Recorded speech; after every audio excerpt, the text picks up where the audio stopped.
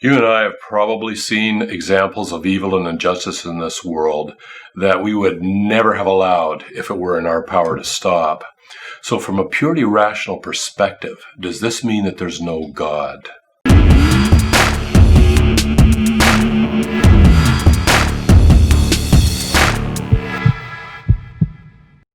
Hi, I'm Kirk, and I'm a scientist and a philosopher and a person who spends a lot of time thinking about the why questions in life. So if you're interested in discussions pertaining to God, science, and life, then please subscribe to my channel here, where I'll be posting on a regular basis. You can also subscribe to my social media accounts, and the links are below. My work has taken me to various countries all over the world, including North Korea, the Soviet Union when it was still the USSR, and quite a few Latin American countries. And I have witnessed many instances of evil and injustice and corruption, some of which still haunt me to this day.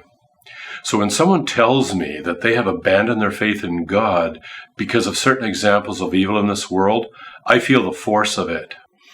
In my conversations with university students, so many raised this problem that I decided to explore it on a more rigorous academic level by doing a master's degree in philosophy.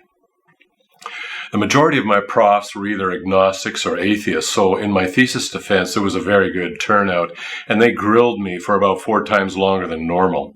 But I successfully defended my thesis and went on to publish several peer-reviewed papers in philosophy journals after that on this topic. I benefited greatly from my studies, and I want to share some of that with you.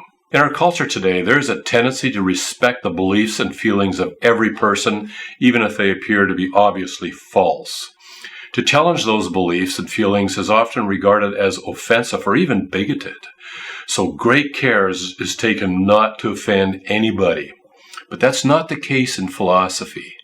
In academic philosophy, one must present rational arguments to support one's conclusions.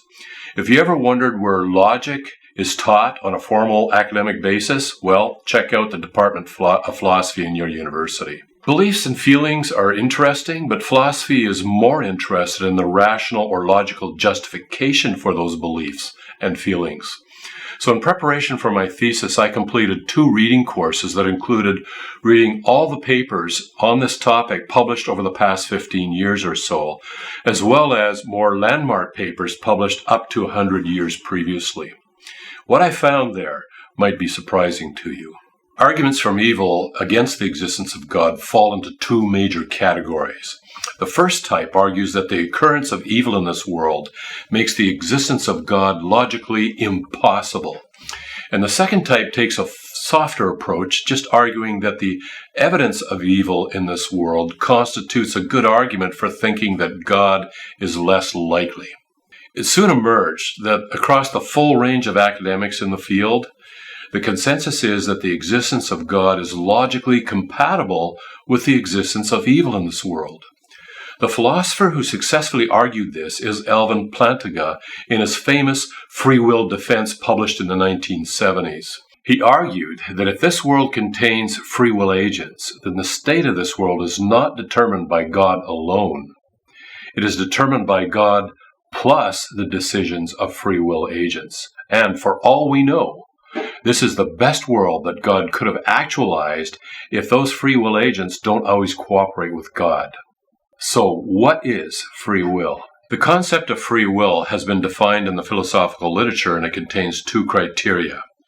A decision is free if A, it was not determined by any prior conditions, and B, the person could have decided otherwise.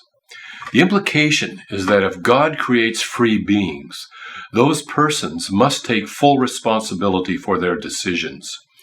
Whether they can carry out their decisions, however, is a different question. God could intervene to stop them. The freedom to make a decision does not include the freedom to carry out that decision. So the question shifts to what God should or should not permit, which brings us to the second type of argument against the existence of God.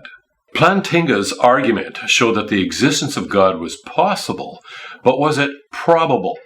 Sometimes we might concede that something is possible but not very likely. This is where the discussion has moved since the time of Plantinga's famous free will defense.